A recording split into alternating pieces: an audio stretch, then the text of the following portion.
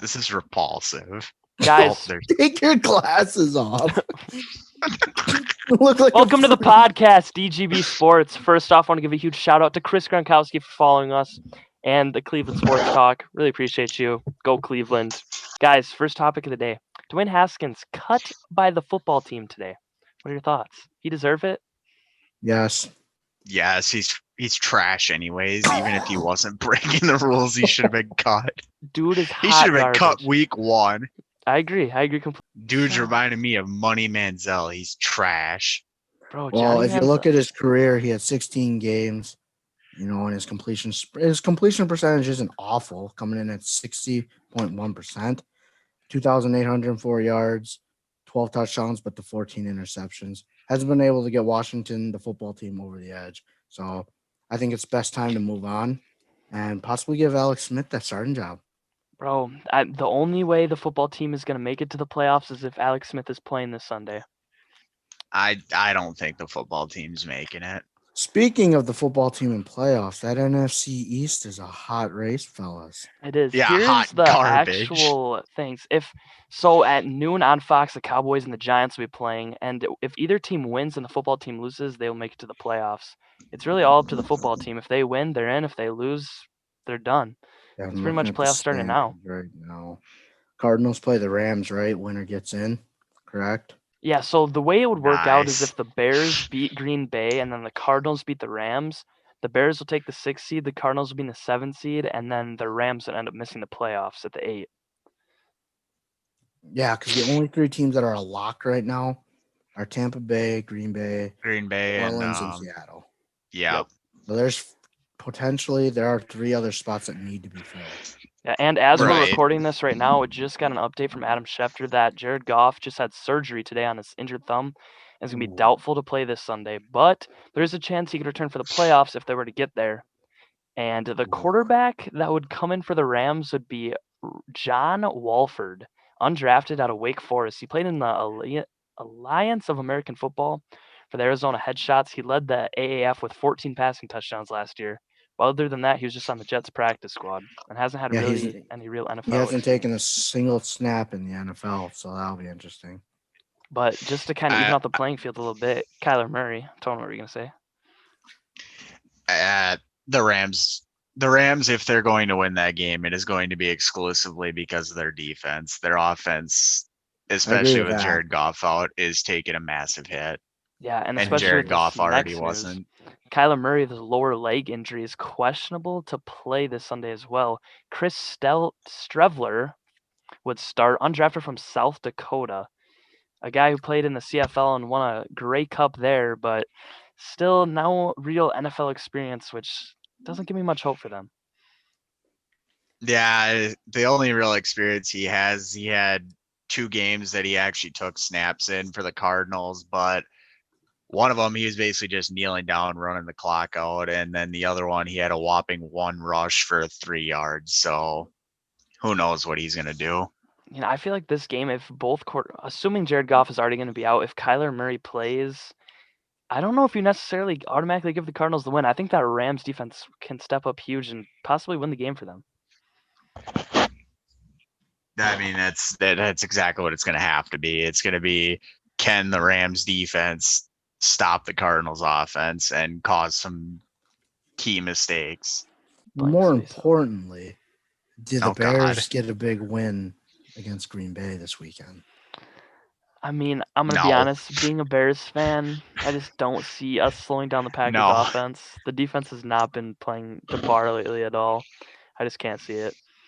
I was going to say, because as important as the 3 spots that are still open for the NFC, the number 1 seed is still yet to be officially determined. Right. So the Pack. Mm-hmm. If the Packers, Saints, and Seattle all win on Sunday, the Saints are the 1 seed. If the Seahawks win and the Packers lose and the Saints win, I believe Seattle takes the 1 seed. Yeah. The Packers control their own destiny. They got to win. I think they're going to do it. Not handily per se, but because I think the Bears are going to play their best game, coming off a hot win over Jacksonville especially. But, I mean, you don't know. It's hard to tell. I believe that if Yeah, the Saints and Packers have to lose for Seattle to get the 1 seed. And then, those are your major outcomes for the 1 seed, I believe. So all three teams still have it up for grabs, but in my opinion, the Packers probably have the best chance. Or who does Seattle play this weekend?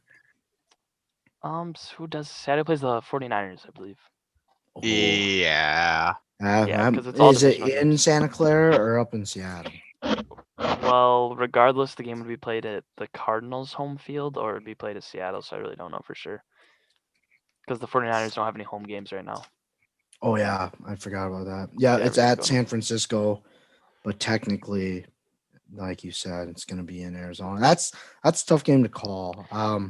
San Francisco, aside from their lopsided or their lackadaisical performance against the Cowboys, they've been looking tough. San but I Francisco's don't been know solid. They really showed up against Kyler Murray and the Cardinals. I know they're weird. They're a weird team. I mean, I think it's safe to say that they probably would have won this division had all the injuries that occurred to this team not have happened. Yeah. They would have been That my was- favorite to win this Their division. defense is just elite. And their defense especially, is missing. yeah. Oh, go ahead. Go ahead. No, I was gonna say, especially with the injuries to the defensive side of the ball with Exactly. like Nick Bosa and Yep. yeah, that Losing just Quan Alexander in completely. the trade and like their D line, the guys they got right now, they're doing a heck of a job as it is. Right. I'm really impressed. I am too. They're playing like a play. In my opinion, like I said, take away that Dallas loss, they're playing like a playoff team. And it's True. It's just honestly a shame unfortunate. they can't be up there because I mean, Mhm. CJ Beathard played a So- good enough game like this Saturday. I was impressed with him. The thing about CJ Beathard and the backup quarterbacks for San Francisco is they're a hit or miss. Yeah. Mm-hmm. If they, that's tough too to rely on a quarterback like CJ Beathard or Nick Mullins. Yeah, I Jeff don't believe Nick- Wilson played really well this Saturday too. He was all over the field. Mhm. Had like almost, I think he had 200 total yards. Oh wow! Yeah, it was something along those lines. Since we're bringing up the Cowboys, though, that I think that's my personal pick to win the NFC East. I know I think so as well. the division in general is trash, but Oh, that's a given. Put That's it lightly. 100%. Put it lightly. but I do think Dallas is the best of the worst in that division. I think they're gonna come out with it. And I just can't. Danny Dimes is too inconsistent, so I just can't imagine the Giants winning that game. As much as I kind of want to say the Giants will win, just to see them in the playoffs, because ever since OBJ left, things have just been downhill. Kind of want to see them succeed, but I don't think it's possible. I think the way that Dallas beat Philadelphia in Philadelphia, the way they did, kind of almost sold it to me. For me, on the Cowboys division. Oh no, it was in Dallas. Excuse me. Yeah, it was still. Dallas. I mean, Jalen Hurts is Plus- a heck of a young quarterback, and they kind of shut him down. Plus, I think Jalen Hurts and the Eagles are going to handle Washington, so that's why I think Dallas is taking it. I really think if Alex Smith plays, well, Terry McLaurin too, obviously that's a big factor, but I feel like if those guys play, it's going to be a shootout. Yeah, it could be. But well, I guess we can cover more of our predictions in the episode later this week when it gets closer to Sunday, when we figure out more with injuries and everything. But yeah, until then, we'll just hold off on our predictions on all the games. Right. Yeah, there's too many what if factors right now. It's too early especially in the week for something like this. Especially with week 16 not even technically being done yet. I mean, Right, who guys, you knows? guys have Josh seen- Allen might go down. True. You guys have seen 16 weeks of football. Who's your MVP right now? I think it's pretty obvious, but we'll see what you guys think. I'm gonna have to go with Aaron Rodgers, and it's not even that close. The only other person I would give it to is Patrick Mahomes, and even then, Rodgers statistically is playing better than Mahomes. So I don't think the team as a whole, Green Bay, is as good as their record, in my opinion, shows. But I think Aaron Rodgers is going to walk away with the MVP award this year.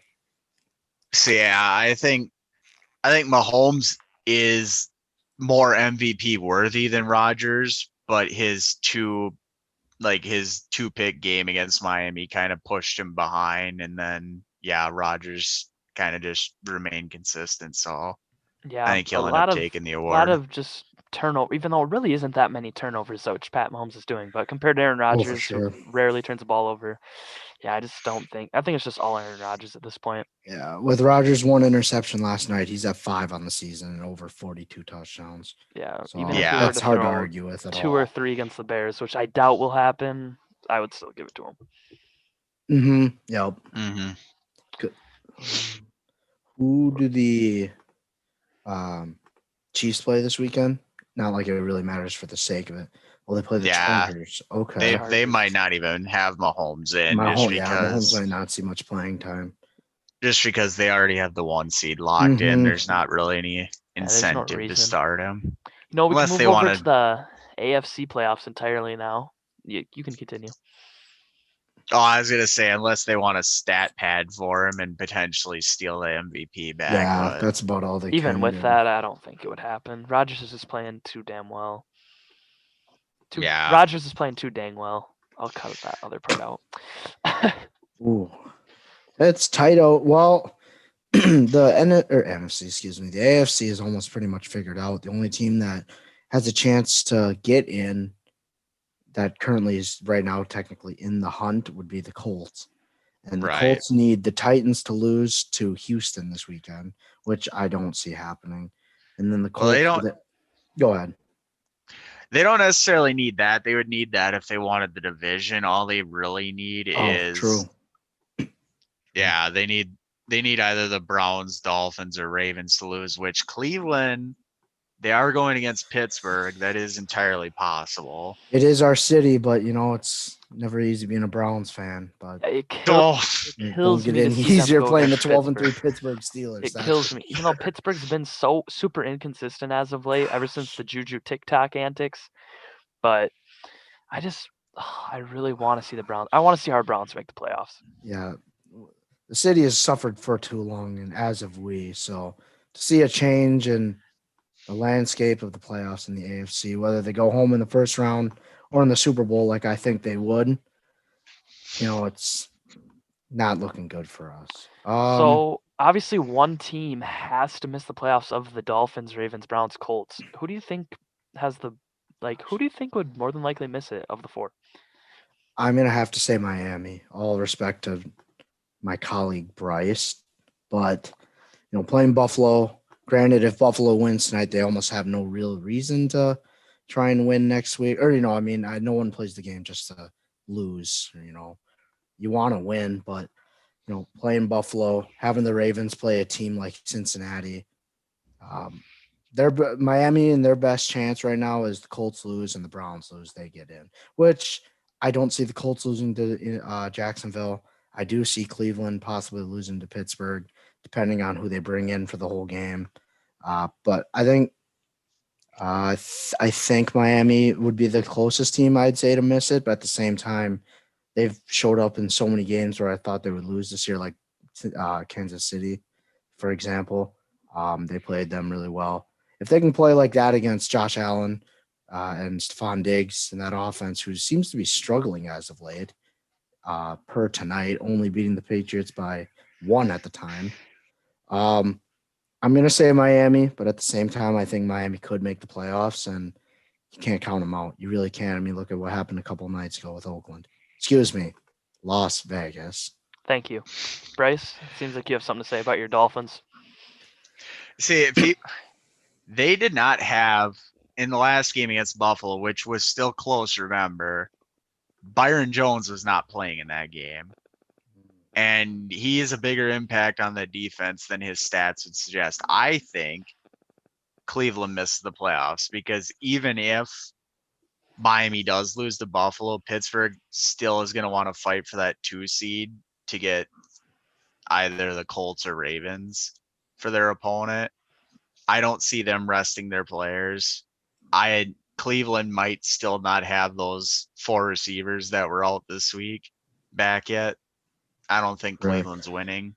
I think Jarvis they're all- Landry should be back. I haven't seen anything reported on it, but I know he was put on the COVID reserve list. See, I'm going to kind of go on a limb here. It's kind of a hot Go ahead. take, but hear me out. I really think the no. Dolphins will make the playoffs. I think the Colts make the playoffs. I think the Browns will make the playoffs. I really think Lamar Jackson and the Ravens are going to miss the playoffs. They play the Bengals, and the Bengals have put up a fight these past 2 weeks against the Steelers and the Texans. And Brandon Allen, he was one of the top 10 passers in the league on Sunday. The dude had over 280 passing yards, a couple touchdowns. They even had their first win in like 20 games, I think it was, over the Houston Texans. The Bengals have been surprising me a lot. I really like what I'm seeing from them. That's a the beauty of the respectable NFL. take. It's a respectable take. And I don't think, in terms of a team, I know it's kind of off base to say it, but a team that I think deserves to be in is Indianapolis. They have some big wins this year. They have a really solid defense. I don't think Baltimore is anything that, is going to shock the world in the AFC. If Definitely. they have to play Kansas City or Pittsburgh Mhm. again, their defense is good. Baltimore's defense is very good, but I think, teams are really starting to figure out how to slow down Lamar and forcing him to throw the ball more often. Yep. I think that's starting to hurt Baltimore more than anything. And I would much rather see Indianapolis in the playoffs, as I think they'd put up a better fight. They should have beaten Pittsburgh this last week, but it'll be tough. But I mean, it's not a terrible take because Cincinnati has been playing some really good ball. Clearly, they don't care about the draft pick that they would be getting. They've been playing spoiler alert almost. You want to talk about guys not caring about their draft pick? The New York Jets won for the second week in Yeah. a row this week. Jesus. So it's guaranteeing Jacksonville the number 1 pick in the draft. So right now the projected draft order is at number 1, Jacksonville, at number 2, the Jets, and number 3 or 4, I can't remember, Dolphins, because they have the right to. Yeah. Mhm. Houston's Laramie pick. Tunsil trade, baby. Make the Dolph- playoffs and get a top 4 pick. Also, Can't a argue with lot of that. people are talking that the Giants, there is a way they could, if they lose this week, they could still get the 4th pick in the draft, 4th or 3rd, kind of bounce there with Miami.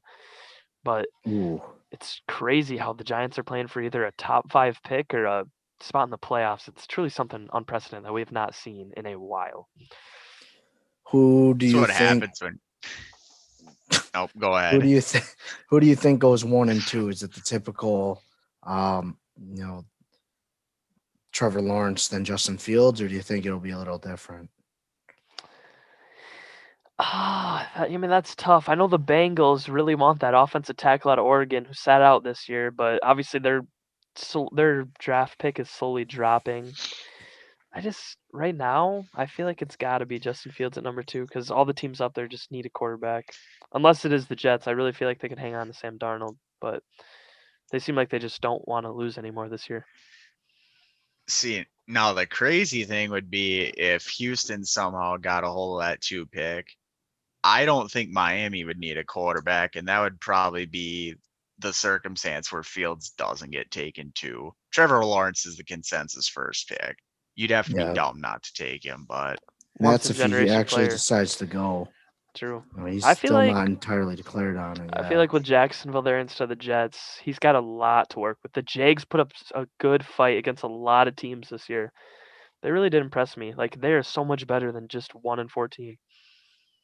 yeah, they're a very scrappy team. They just, at the end of the day, they don't have the talent yet, or the quarterback for that matter. And James Robinson, undrafted rookie, coming in and just being a top running back in fantasy leagues and in the NFL itself, he was really impressive.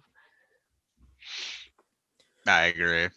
Yeah, Completely. they barely lost to Green Bay in Green Bay, 20-24.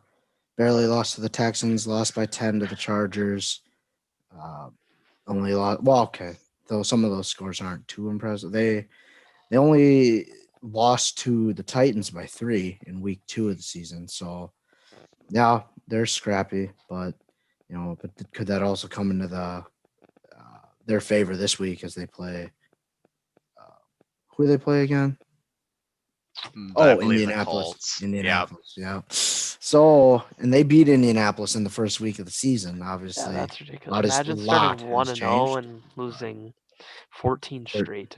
Yeah, but there's no better idea for a division rival to spoil their foes' playoff hopes this year. Oh, definitely. And I mean, they're already a lock for the number 1 pick, so might as well go out there try to get a win. try and Yeah. spoil the Colts season. You know, I mean, they got a lot to play for, as does Chicago, in my opinion. You know, if Chicago can beat Green Bay, I have a close colleague here at our studio in Cleveland, and he told me that the Bears are probably going to come out and play their hardest and best game they played all year, and they're going to have to do that to beat Green Bay. But now with the 1 seed being up in the air as well, Green Bay, I believe, will play Rodgers all the way through the game unless it's out of hand in the second half. But so Yeah, that's definitely. just my take on it. And then I also feel like if the Bears do end up losing and then the Rams beat the Cardinals, the Bears would obviously still be in the playoffs. But if you lose to Green Bay, if they lose handedly to Green Bay, I feel like you just really don't even deserve a spot in the playoffs at that point because you're going to have to go on. You're going to have to play either Seattle or New Orleans. It's Yeah. just not going to be good for Chicago. No, neither one of those would be good matchups for him to begin with. And because similar to Miami, they have an issue with holding mobile QBs, which obviously, I mean, the Saints don't really have that, but Seattle with Russell Wilson. I feel like the It's Bears would just- match up a lot better against Seattle than they would with New Orleans, to be honest. Well, I mean, to go on to with that, you know, the Bears did play New Orleans earlier this year. I mean, my Saints, of course. They only won by, I believe it was what, 6, less than 6. The game went to overtime. The Bears lost in Yeah, overtime. it was a 3-point game, 26-23 in Soldier Field.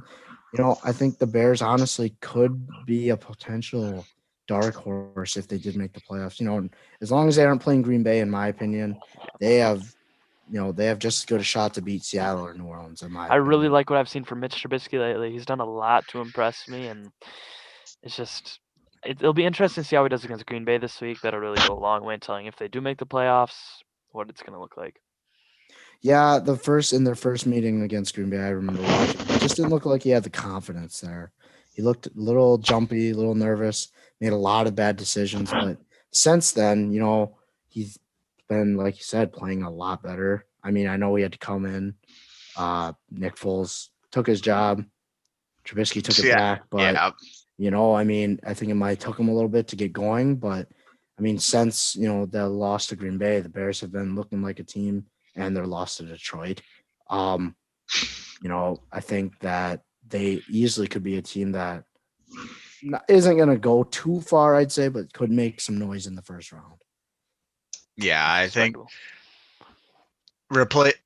getting benched by Nick Foles, I think, was definitely the motivator. Like, I need to start playing like I was the fourth overall pick, third overall pick. Yeah, what was it? Actually, I think he was second. Yeah, the Bears traded up for the second pick. Oh wow. Okay. Yeah. No, I agree though. I definitely agree. I think that was the motivation he needed. Like, I need to start playing better. This is not working. I agree. And don't mean to go off topic here, but a big storyline obviously this offseason was Tom Brady joining the Tampa Bay Buccaneers, joining Mike Evans, OJ Howard, Chris Godwin. What do you guys think about them and going into the playoffs? They're already a lock for the playoffs. First time in several years. Been a long time. Tampa Bay, the Buccaneers have made the playoffs. But any early predictions, kind of thoughts on, that team? And they're very solid overall. But yeah, I feel like at the 5 seed, they really might be able to almost run the table because like the offense, it's taken them a while to start really gelling together. What we've seen these past couple weeks, granted, it was only against Detroit, just the connection was there, and they're finally starting to learn and get everything together. And it still seems like the Saints, they have those injury problems at wide receiver, and Jared Cook and Drew Brees, you see constantly every game having miscommunications, costing the offense. And then the Buccaneers also proved they can beat Green Bay, who's the projected 1 seed right now. They beat them pretty handily. So I feel like the Buccaneers could really take everything they've learned from the season, bring it all together, and potentially do something special. Bryce? Yeah, my prediction for a little while now has been Tampa's getting out of the NFC because offensively they have so many ways they can beat you. They have 2 really good running backs that they can use to just smother you with their run game. They have a lot of weapons for Tom Brady to throw to. And their defense is really solid as well in both stopping the run and covering the pass.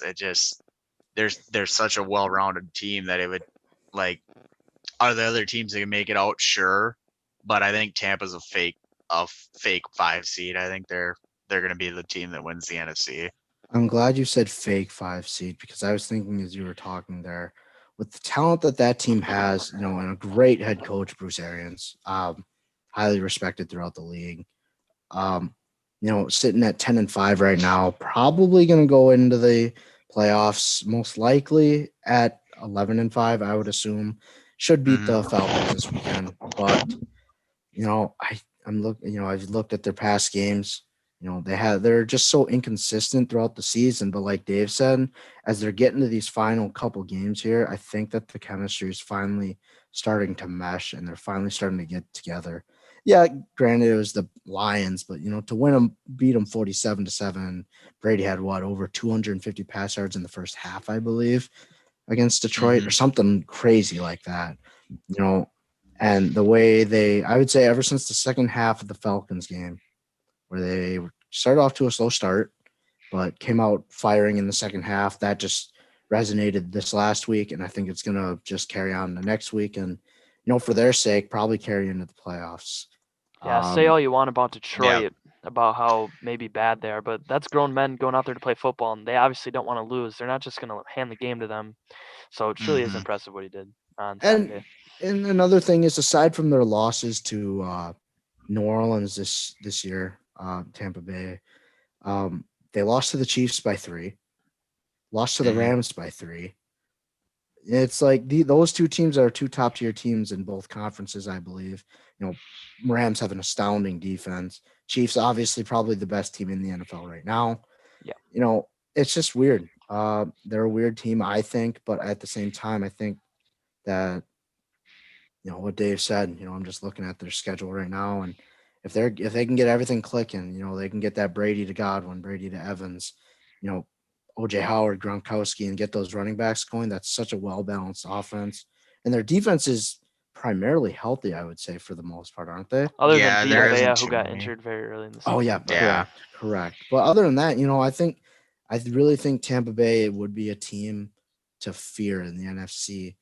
But one thing I do want to point out is if they have to go up to Green Bay in the frigid cold, do you think that would be any factor as to why Tampa Bay doesn't get out of the NFC, Tom? I mean, a lot of people thought Tennessee was going to give them run for their money, but they went to Green Bay weather, and that Packers offense is clicking. Devontae Adams and Aaron Rodgers is not an easy combo to stop. So that is probably one of the best duos from a quarterback to a wide receiver standpoint I've seen in a long time. I would go on a limb and say I think DeAndre Hopkins is the best receiver in the league, but I think Aaron Rodgers, Devontae Adams is the scariest quarterback receiving duo. Just how smart Aaron Rodgers is with the skill set of Devontae Adams. Agree. It's totally impressive.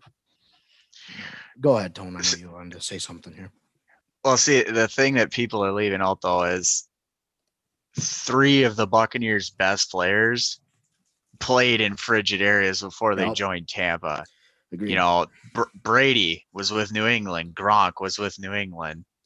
I know everyone likes to give Antonio Clown flack, but he was an elite receiver in Pittsburgh, and even though he didn't play in New England for very long, he was good there too, and he's been good in Tampa. I agree. So I do not think the cold will be as big of a factor with that team, even though they play in Florida, obviously, as it would with like Tennessee, where most of their players have spent their entire career. Correct. I was looking at the roster last night as I was watching the Packers Titans game, and I was thinking to myself, this team is a lot different than a team like you say Tampa Bay, or a team that plays indoors like New Orleans. Tennessee, I believe, had most of their players coming either from a Southern team, like in college, or a team that doesn't see the kind of temperatures that Green Bay sees. Now, obviously, that's not a great excuse to use. No. I don't want to use that as total excuse because the Packers I don't want to take anything away from them. They played an astounding game. Of course, they showed us that little lapse in the late second quarter, early third quarter where everyone felt like they were going to let Tennessee come back. But, I mean, they were playing in their home stadium. They're hot right now. The weather was on their side, I do believe, but they took advantage of it, and that's all part of the game. Tennessee had a week to prepare, I think, but Derrick Henry, he's arguably the best running back in the league this year, but you put that man in 6 inches of snow to a foot of snow, he shuts down, and like most running backs would. But See, I really want to see right now. That's just the game I really want to see in the NFC title game. I want to see the Buccaneers and the Packers. I feel like in Green Bay, that'll just be a really exciting game to watch. yeah, and we finally get to see that Brady versus Rodgers matchup we've been waiting the last 15 years for. We finally get to see it, not in a Super Bowl, but something almost as important, the NFC Championship game, fighting for the George Halas Trophy. Shout out to Dave's Bears there. But, I think that would be a really good quarterback matchup. And, the weather can't be an excuse there because, like Tone said, Brady played for 20 years in the nice warm weather of Boston, Massachusetts. So, I think that's premium weather. I was going to say premium. Yeah. Oh, go. I think there's a good chance Tampa Bay could make it because I believe, if New Orleans had to go up to Green Bay, I think that'd be a very different story. Yeah. Playing in a dome all year, playing half your games in the dome, half of them, in the southern humid air. Obviously, who dat nation till I die, but I don't think New Orleans will do anything, astounding like beat Green Bay in the playoffs. Yeah, this is a lot more stuff we can cover next week on one of our future episodes, just as we kind of have the playoff picture really come into fruition. We can make our predictions next week. Let's move on over to the NBA. It's a week old now. What are some things that you guys have seen early that you like? Some things that you don't like? Some things that surprised you? Just any thoughts on the NBA season so far? LA didn't address very many of the issues that they had last year. The Clippers, obviously, with having too many shot creators on their roster. They did a little bit by getting rid of Harrell and bringing in Serge Ibaka, but their point guard position defensively is doing really well, but offensively, what is Patrick Beverley going to do for you? And Lou Will is much better suited for a bench role than he is a starting role. So they haven't really addressed anything. The Bucks clearly didn't do enough in the off season. They're not performing. To the Knicks last night. Getting whopped by the Knicks. Oof. Yeah, wow. I'm sure our ESPN colleague Stephen A. Smith was having a rise out of that one. A 20-point loss to the New York Knicks. I'm just not a believer in Giannis and the Bucks. I mean, I've talked to a lot of people and said I don't think Giannis is a leader like that. They said, what do you mean? Obviously, he's an elite talent, but I just don't think he can really. And in a market in Milwaukee, I just don't think it's going to be able to all come together for them. Especially with Brooklyn now in the East with KD and Kyrie and their building, and the Celtics, Jason Tatum. They've proven they can beat the Bucks before. I just don't think – I can't see the Bucks trending upward. I agree. No, I totally agree. And I think a big part of it is Mike Budenholzer as well. A good coach, but he's not this coach that's going to take you over the edge, take you to the finals.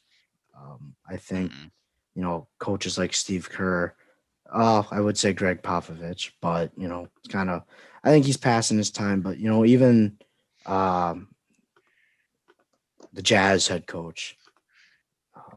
Quinn Snyder. I think him and Malone for the Nuggets. I think those three, Brad Stevens, of course. And I would say Doc Rivers maybe, but those coaches are the ones that I think are really making a difference in their team over a span of time. Budenholzer came in. I mean, what has he really done since coming to Milwaukee? He has failed to get them to the NBA Finals. He's been there 3 years, correct? Yep. This will be his third or his fourth? I'm just trying to remember. Fourth. Okay. I don't know. I think if the Bucks don't make it this year, maybe give them another chance next year. But I think moving on to a different coach, a different coaching system, would probably be best for Giannis and Milwaukee.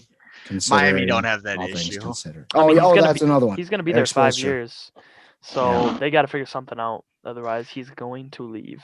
As much as he wants to stay there. Go ahead, Bryce. You were going to say It, something first. it's funny that you brought up Greg Popovich because like him and Budenholzer have very similar issues, right? Like Popovich is obviously, as far as all time goes, elite head coach, but Agreed. him and Phil Jackson, their styles of play wouldn't fit in the modern era. Like they'd be terrible head coaches for the modern NBA because I of how their agree with that. systems are run.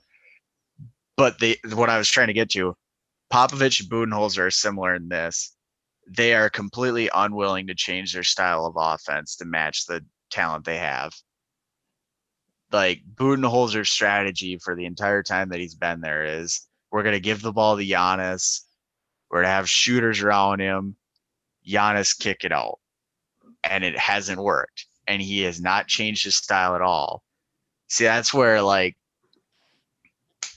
Eric Spoelstra, for example, he's had a lot of different teams that he's coached over his years, and he runs very different systems for every one of them. Like you go back a couple of years ago where he had a bunch of misfits on his team. You never saw him run zone. Now he's running a lot of zone defense and all this other stuff. During the Big Three era, there was a lot of ISO offense. Now you got the motion offense that they're running with Butler and Bam and them. You go to Mike Malone. He's changed his offense over the years. Quinn Snyder's a very good defensive head coach who's willing to out scheme you that way. Frank Vogel even has done one. Obviously, they have LeBron and AD, but he's done wonders with them.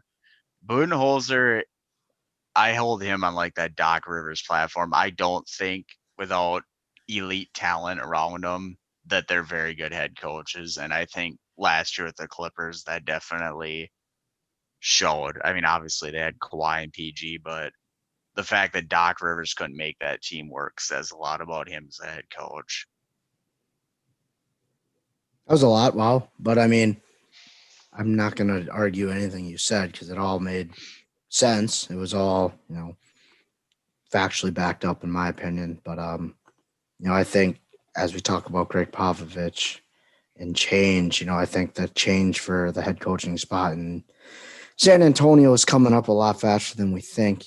Becky Hammond, Tim Duncan. I think one of those two or both, honestly, are going to take that team over. And I think Pop, like you said, his system is starting to kind of fall apart. And maybe that's because of the players he's gotten, as we all know, for the last greater 15, 20 years, Pop's had these players that are willing to sacrifice shooting and sacrifice, their own personal stats just so the team could win. And I think you make a good point when you say, the league has changed. It's a very, shooter dominant league right now, I think. Passing the ball, getting the open shot is not totally unheard of, but it's not, as popular as you would say. I think the last team I would say that really pulled it off was the Warriors in their final years of their dynasty. But no, I agree with that. Him and Phil Jackson's coaching styles would not work in today's NBA. And Well, ultimately, go ahead. Yep. What today's NBA is a lot of versatility. You need to be able, like, when Phil Jackson was a head coach, it was a lot of specialists. You had your post players, you had your shooters, you had your people who could attack the basket, and his system worked for that. But it was a lot of mid-range shots, and that's what Popovich's is. Like, yeah, motion offense is still very, very good in today's NBA. Popovich's system, yes, it's motion heavy, which is very, very welcomed in the NBA today. But what he lacks is the versatility.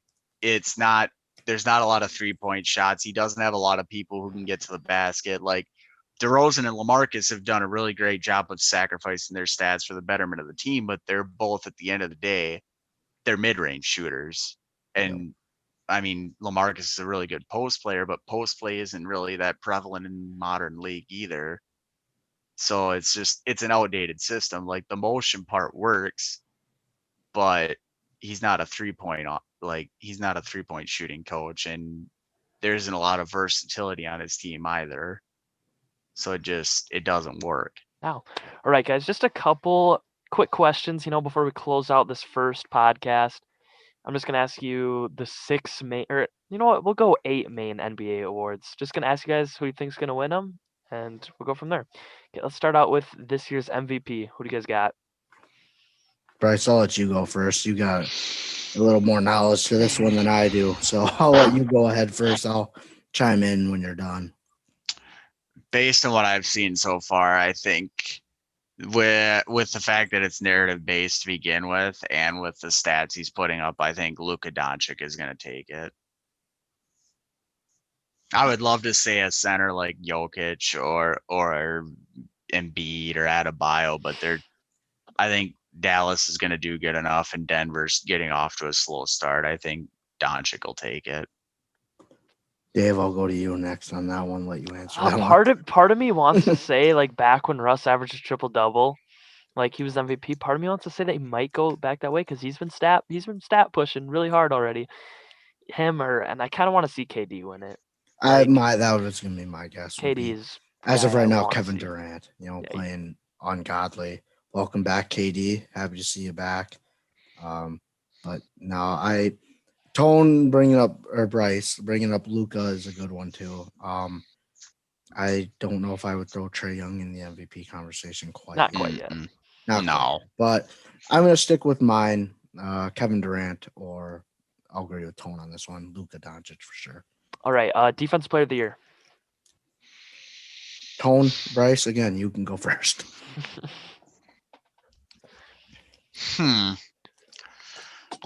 I think it could be, and this could just be me being a biased Heat fan.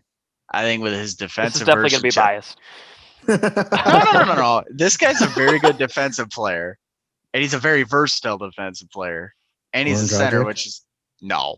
Oh, okay. Go ahead. Sorry. Tyler Hero. I don't think Tyler Hero's that good at defense to win it, but Bam Adebayo, I think, is taking the depoy this year. He's good.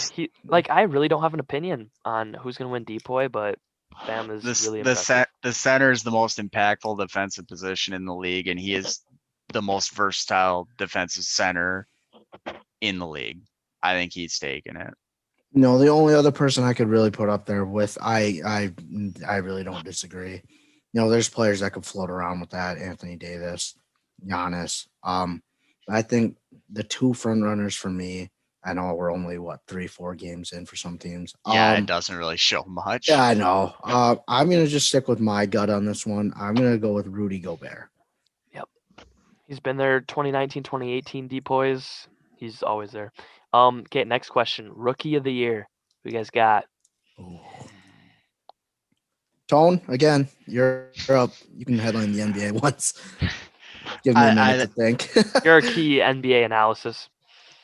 I think once he gets his feet wet, I think LaMelo Ball, with the fact that he's on a Hornets team that really, they're okay, but in the case of Wiseman or Edwards, for example, they have star players around them, and Wiseman really hasn't been that hot to begin with. I think LaMelo is going to take rookie. Yeah, I really hate to agree with you guys on every single thing, but I also think it's going to be LaMelo Ball.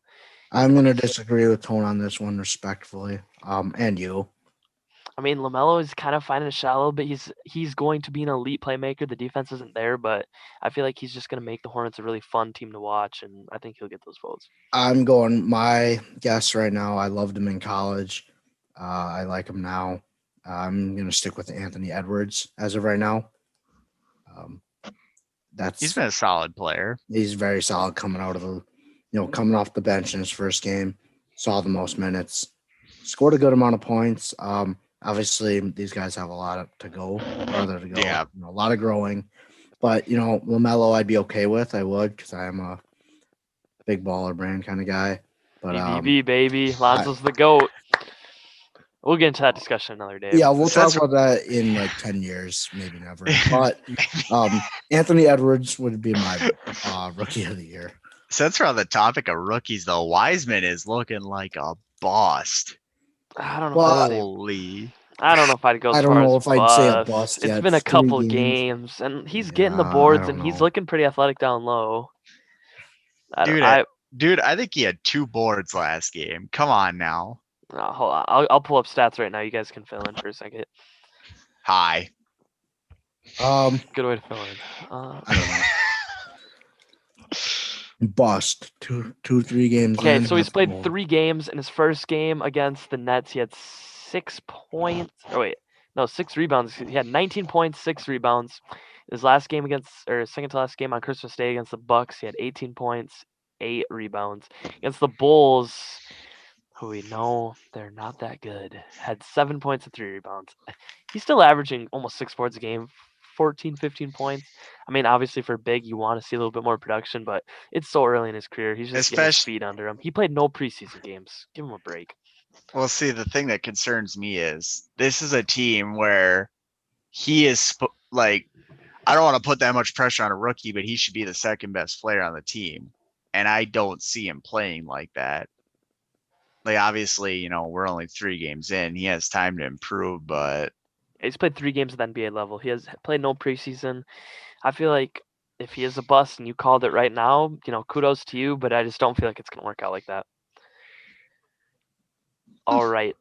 Most improved player. Any guys that you think will Kevin get that Durant. conversation? Only because he missed the whole year. Kevin Durant. Kevin They are Durant. not going to give it to Katie. As funny as that would be. I really I don't don't even know think who would be in the conversation for most improved. Most improved. I got one. Cameron Reddish. That I was gonna say, or Ben Simmons if he can start hitting some actual shots. If Ben Simmons could become a 3-point shooter, Yep. definitely most improved. or even not That's even gonna it bring doesn't him to have an to be elite level. 3-point shooting, just shooting in general. True. If he can hit 40% of his shots that he actually shoots the ball, I think you got to give that to him. He's been working hard. I know. I've been following the 76ers on social media. I made a trip up to Philly during the summer. Got to watch him Oh my. work out, and he's been getting up a lot of shots coming off that injury. But I think if he can really get a developed shot down, I think Ben Simmons would be my most improved player. See, the reason I said Cam Reddish is because what you often see with the most improved player award is it's not the player that actually improved the most, but it's the player who gets the biggest jump in their stats. So that could come from more Mhm. opportunities and whatnot, which Cam Reddish being in the starting lineup right now, he's had a huge jump in his stats. I definitely, like I said, that's why I said Cam Reddish. Okay. Coach of the year. Ooh. Another one that I'm gonna give can't mine really... right away. I know this. Tone's the I got a more biased of an answer. expert. I'm gonna stay with Eric Spoelstra. I really think he probably is arguably one of the best coaches. Could be Mike Malone. Could be Quinn Snyder. I'm going I- Steve Nash. Brooklyn. Oh, that's a good one First too. year as a That coach, I really think that team's That's a gonna be good. good one. I just feel like a lot of the times you see coach of the year kind of just go hand in hand with the record, and I feel like they're gonna have a really good record. see, with Mobby's point, I think Spoelstra's the best coach. I don't think he's going to win Biased. coach of the year. No. Well, I mean, yes, but no. No, you're good. From what I've watched over the years, I think with Spoelstra's versatility as a coach and how much success he's had with very different rosters over his years, and with the fact that he outcoached a couple of coaches that last year Brad Stevens. Stevens, for example, a lot of people considered him the best coach in the league, and Spoelstra, like it or not, he outcoached the hell out of him that series. And there's a multitude of reasons for it, but that's how it played out. I think Spoelstra's the best coach. I do not think he's going to win coach of the year, though, because I don't think the Heat are going to have quite the record that they would need to do that. They're built for the playoffs, not the regular season. Big question here. Finals MVP. Super early to call this one out, but Finals MVP. Who you guys got as of right now, December 28th? Donovan Mitchell, Utah Jazz. They're beating the Brooklyn Nets 4-3. Hot take. I'm gonna quickly throw mine out there. Kevin Durant with Brooklyn. Okay, fair. I'm jumping on the bandwagon, man. Full on Brooklyn Nets. Let's go. My Bulls are not even probably gonna win 10 games this year, so go Brooklyn. Okay, come on. You can't be that hard on yourself. Tone, who do you think? I hate to be boring, and I can't stand the Lakers, but I think Anthony Davis is taking it. Respectable. Okay. All-Star game MVP, a fun one. Who's winning Oh, the all? jeez. If there is an All-Star game, who would win the MVP? Donovan Mitchell, Utah Jazz, man. Come on. Kevin It's my Durant. boy. Let's go, Brooklyn. Tony, you almost got Don't to you take dare AD with say that AD. answer. You almost got to take AD with that answer. Luka Doncic. Yeah, that's a good one. That's a good one. Okay. I was Final about to say question. something hot like Rudy Gobert, but whatever. Oh, come on. What's wrong with Who Rudy? will lead the league in points per game this year? Points per game? Oh, wow. Luka Doncic. Luca. That's my guess. too. Harden isn't going to play enough games to qualify at I this could rate. say Luca, maybe Durant. But I know he's sharing the ball with Kyrie. So Kyrie. that can be tough, but- Last question before we close out this our first podcast here. The James Harden situation. Do you guys think he's gonna go somewhere? Do you think he's gonna stay with the Rockets? What do you guys think is gonna fall out with that as of this season? Wow. He- He's on his way he- out. He's definitely not staying. If they don't trade him by the deadline, then So where They're do you see him stupid. going? Oh God. Do you think my question would be that? Do you think he's getting traded for superstar, or superstar for a good player and a lot of? I don't think the role Rockets players are and gonna get a draft- superstar out of him. they're not, especially with the way he's been acting lately. Like, yeah, he came in that one game and he put up 44 points, which showed that he can clearly still ball, but with just the attitude he's been carrying around lately, I mean, instead of being at training camp, going to clubs, that's not really the most intelligent idea to get your draft stock up. I think it's going to be for like maybe a solid piece and then a bunch of draft picks. Well, where? My guess would be a team like Indiana or Sacramento. That'd be interesting. That'd be something I would think. It'd be weird to see him in a small Hmm. market like that. What do you think? He could go to a team like Well, Cleveland? he's not going to a good team, that's for sure. Yeah, I don't think he is Because either. like All his antics are Miami, gonna bite him in the butt here. Philly isn't going to want to give up Ben Simmons. Miami isn't going to want to give up the high demand that they've been asking for. Milwaukee doesn't have the assets Or the money. or the money. I could see him potentially going to New Orleans. Who dat, man? That'd be interesting. All right. Do you guys have any final things you want to say, kind of before we close it out here today? Tone. Nope. I got Man. nothing. We got this ball rolling. Took a little bit, but hopefully we get a good crowd to come and watch us talk about sports. And in the future, for anyone watching, if you have any questions or would like to have us answer them here on the show, I mean, I think all three of us would be more than happy to answer them and talk about them or even debate what you have to say. Or please no hate though. We're just a couple of dudes who love sports. You want to hate? Bring it on. I'm all for Yeah, it. give it to that guy. Give it to the Dolphins fan. He's used to that the guy hate. will take it.